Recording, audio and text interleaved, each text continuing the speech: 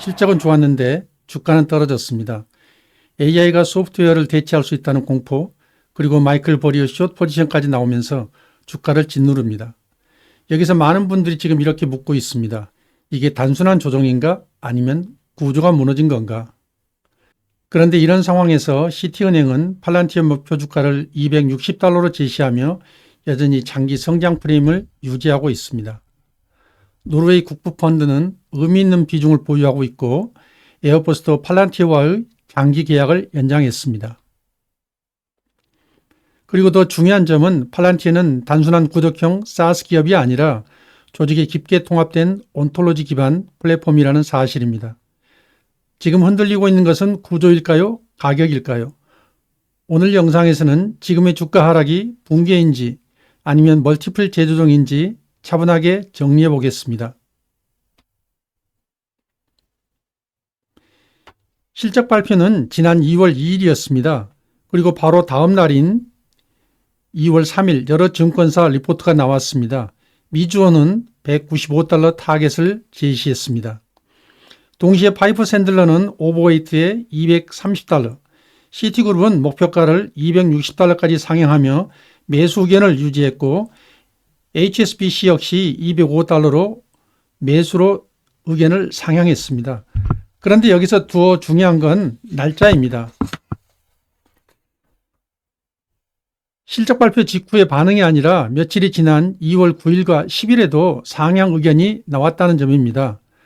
다이와 아메리카는 중립에서 강력 매수로 상향했습니다. 매도 의견은 보이지 않습니다. 즉 시간이 흐른 뒤에도 애널리스트들은 팔란티어의 성장 프레임을 유지하고 있다는 의미입니다. 가격은 조정받았지만 분석의 방향은 아직 꺾이지 않았습니다.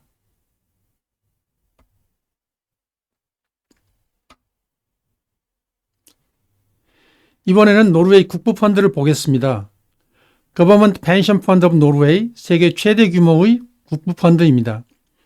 이 펀드는 미국 주식만 1,577개 종목을 보유하고 있습니다. 이 중에서 팔란티어 보유 금액은 51억 5천만 달러입니다. 이 규모는 미국 주식 보유 종목 중 상위 20위에 해당합니다. 전체 미국 주식 포트폴리오의 0.55% 수준을 차지하고 있습니다. 여기서 중요한 건 단순히 보유하고 있다는 사실이 아니라 이 정도 규모의 자금이 팔란티어를 의미 있는 비중으로 담고 있다는 점입니다. 노르웨이 국부펀드의 전체 운용 규모는 2조 2천억 달러에 달합니다. 세계 최대 규모의 장기 자금이 팔란티어를 상위 보유 종목 중 하나로 두고 있다는 점은 팔란티어의 미래에 대한 신뢰를 시사하는 부분이라 하겠습니다.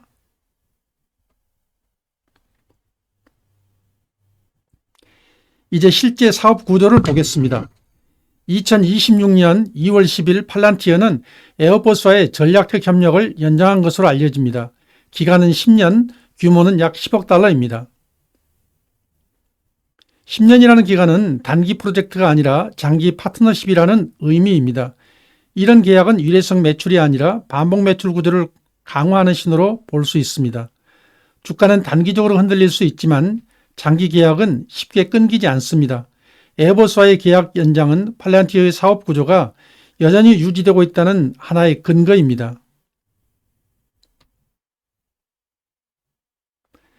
그렇다면 왜 주가가 눌리고 있는 걸까요? 첫 번째는 타이밍입니다.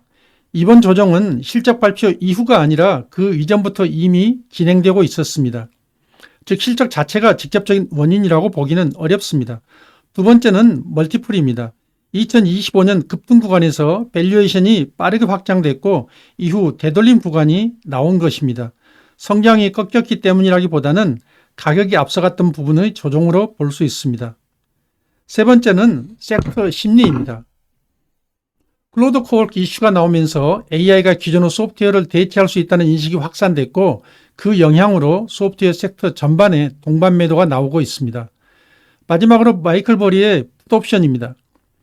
상징적인 풋옵션은 그 자체로 심리를 자극합니다.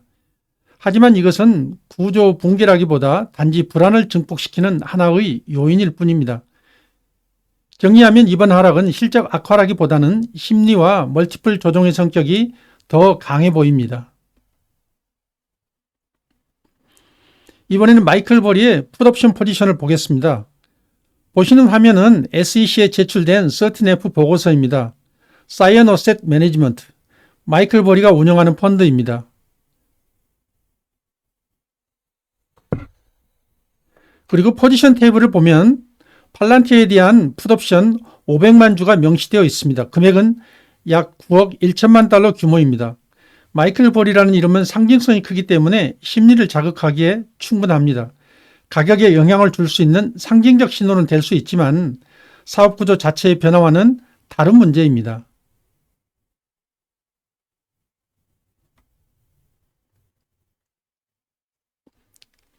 정리해보면 마이클 버리의 풋 포지션은 2025년 9월 30일자 3분기 13F 보고서에 나타납니다. 풋옵션의 매입 시점은 작년 7월에서 9월 사이로 추정됩니다.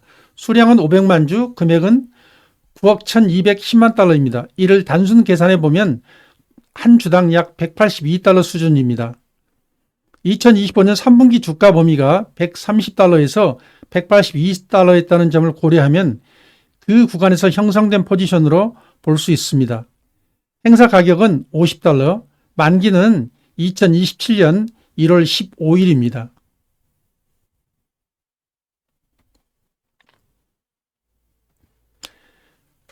자, 지금 가격과 구조를 분리해서 보겠습니다. 먼저 이번 하락은 구조의 붕괴라기보다는 멀티플의 재조정에 가깝습니다. 시티은행은 여전히 장기 성장 프레임을 유지하고 있고 노르웨이 국부펀드는 팔란티어를 의미 있는 비중으로 보유하고 있습니다. 에어버스 역시 10년 장기 계약을 연장했습니다.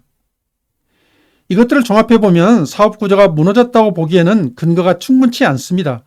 가격은 조정을 받을 수 있습니다. 하지만 구조까지 무너졌다고 단정하는 건 지금 단계에서는 과도한 해석일 수 있습니다. 그래서 지금은 주가와 구조를 분리해서 볼 필요가 있습니다. 이 영상이 여러분의 판단에 작은아마 도움이 되신다면 구독으로 응원해 주시면 감사하겠습니다.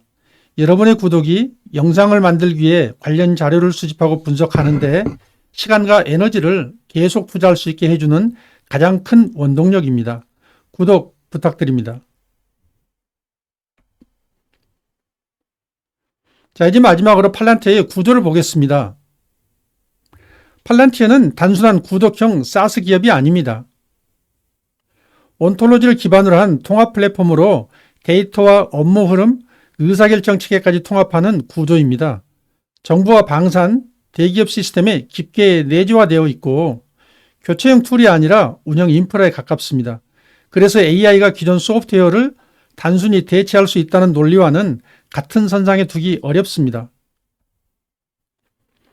공포는 빠르게 움직입니다. 하지만 구조는 시간 속에서 증명됩니다. 지금 흔들리고 있는 것은 가격입니다. 사업 구조는 바뀌지 않았습니다. 영상을 시청해 주셔서 감사합니다. 영상이 도움이 되셨다면 구독 부탁드립니다. 감사합니다.